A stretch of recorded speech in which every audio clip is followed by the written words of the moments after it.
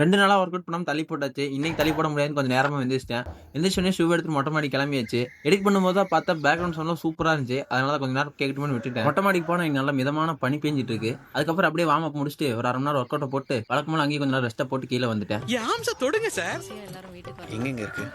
Work அவுட்ட போட்டு கீழ வந்துட்டு டீ வைக்கலான்னு போய் பார்த்தா தான் தெரியுது பால் வாங்கி வைக்க மறந்துட்டேன். அதனால போய் பால், முட்டை வாங்கிட்டு வந்துட்டு ஃப்ரெஷ் அப் ஆயிட்டு பால காய வச்சுட்டு ஒரு டம்ளர்ல 1 ஸ்பூன் கரும்பு சர்க்கரைய போட்டு கலக்கியாச்சு. நான் பொதுவா கரும்பு சர்க்கரை தான் யூஸ் பண்றேன். நீங்களும் யூஸ் பண்ணுங்க நண்பர்களே. உடம்புக்கு நல்லது. அப்புறம் பால குடிச்சு எனர்ஜி ஏத்திட்டு அதுக்கப்புறம் என்ன சமையல் வேலை தான். நேத்து தான் பிரியாணி சாப்பிட்டோம். இருந்தாலும் பிரியாணி மோகம் என்னை விட்டு போகல. அதனால இன்னைக்கு வெஜிடபிள் பிரியாணி போடுறான்னு சொல்லிட்டு கேரட் பீன்ஸ்லாம் கட் பண்ணி வெஜிடபிள் பிரியாணி செஞ்சு வச்சுட்டு ஒரு குழியில போட்டு வந்துட்டு வெஜிடபிள் பிரியாணி 2 முட்டை வச்சு சாப்பிட்டு ஆஃபீஸ் கிளம்பிட்டேன்.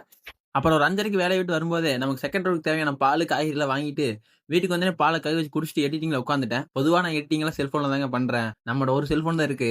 வீடியோ எடுக்கணும், அதே சமயம் எடிட்டிங் பண்றது ரெஃபரன்ஸா காட்டணும். அதுக்காக இந்த லேப்டாப் ஓப்பன் பண்ணி வச்சிருக்கேன். மத்தபடி சும்மா டம்மி. அதுக்கப்புறம் ஷார்ப்பா 7 மணிக்கு Zomato கிளம்பியாச்சு. இன்னைக்கு Zomatoல ஆர்டர் பரவாயில்ல. எப்பயும் போல 10:10 ரூமுக்கு வந்துட்டேன். ஆனா இன்னைக்கு ஒரு 47 கிலோமீட்டர் ஓட்டுனேன். ரூமுக்கு வந்தோனே ஃப்ரெஷ் அப் ஆயிட்டு நம்ம காலையில செஞ்ச சாப்பாடு தான் 2 முட்டையோட வச்சு சாப்பிட்டு படுத்து விட்டேன். நன்றி, வணக்கம்.